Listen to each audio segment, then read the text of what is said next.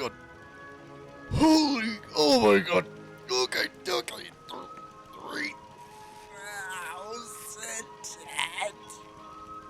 One. Oh, it's you! Oh my god, it's been so long since I last saw you all. You all been doing well? Yeah, I've been keeping pretty good, you know. Really pimping out my crib and chillaxing to the max. What's that? Oh yeah, I'm still on the run from the feds. Speaking of which, how'd you find me? What's that? I revealed my location online in a video that surpassed 4,000 views as of you telling me this? That's why I've been hearing sirens.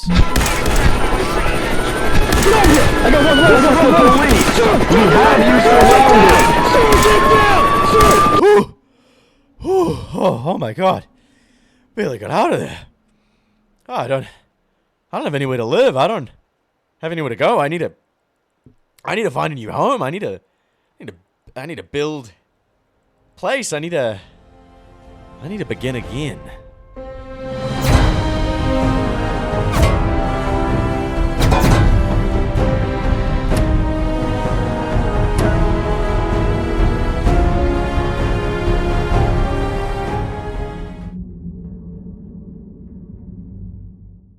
When I set off from my absolute bachelor pad, I made a straight beeline for the southeast of Boston, only fighting if I had to. Remember, I have very little ammo and no money. It's actually been years since I last had to stroll this far across the world. Not since I did a survival playthrough well back in the day on Xbox. There was a few hot spots that I needed to miss on my way to my location, mainly downtown Boston and Quincy. So skirting around the eastern section of the map, sneaking past super mutants and raiders, I found myself advancing on Quincy. Hearing the distant gunshots and knowing the threats that live there filled me with a sense of dread I haven't felt in years while playing this game. And then I finally made it. After days of travel and kilometers of road behind me, Warwick Homestead.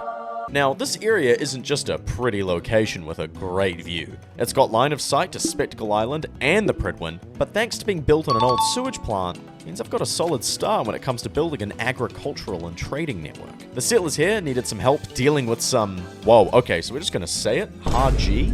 Upon accepting the quest, begrudgingly, I used the cover of night to sneak up to the factory before using just a pinch of excessive violence and supplements to take down the super mutant threat.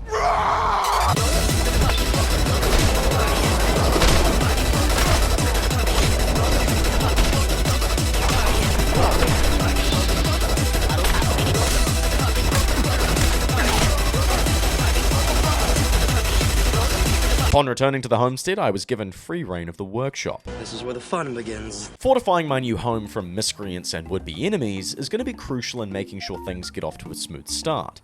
And for that, we're going to need lots of wood and lots of metal. Thankfully, there's a plethora of giddy-up buttercups and other supplies at the area we just liberated. But before I get there, there's a lovely little resource aplenty location right nearby. It has been well over 5 years since I last went inside Poseidon Energy, and I was expecting super mutants, not low-level raiders and crab. But hey, you know, you don't know, this might be pretty tough, and I don't actually know if I'm strong enough. Oh, I leveled up.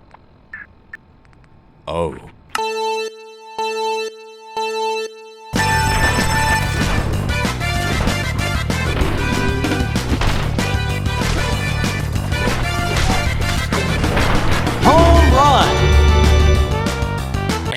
That, kids, is how you fraternize with the common folk. And I even managed to get some goodies while I was in there too. On the way back home, I swung by and picked up my buttercups and used their precious metallic bodies to act as the basis of my new fortifications. After building a settlement recruitment beacon and popping down some turrets, this place is already looking better.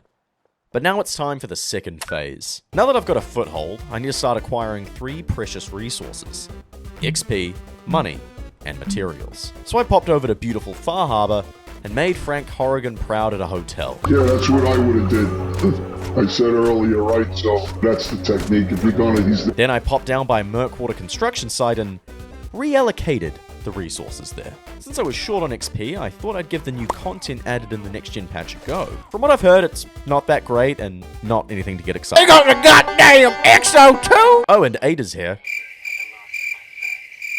Honestly, I am such a fan of this new content. It takes me back to the days of early Fallout 4 modding. Oh, hey. The Enclave is still here. I might need to fix that. I love you, kitchen gun!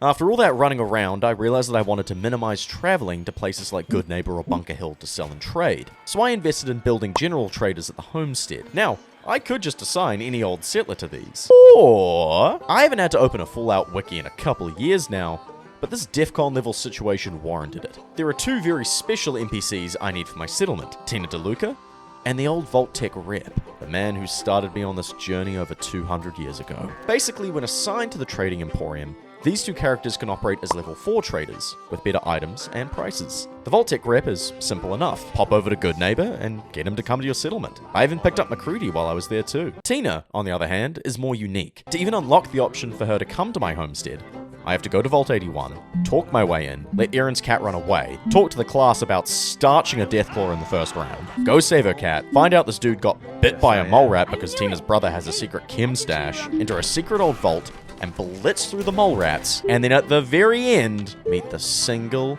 best companion in all of Fallout 4. Dare I say, all of Fallout. I don't care what any of you say, Curie is amazing, and I love her. Once Austin is saved, I can now deal with Tina's brother's chem problem. Now, this was bugged for me, and I found out the only way to unbug it is to deal with him.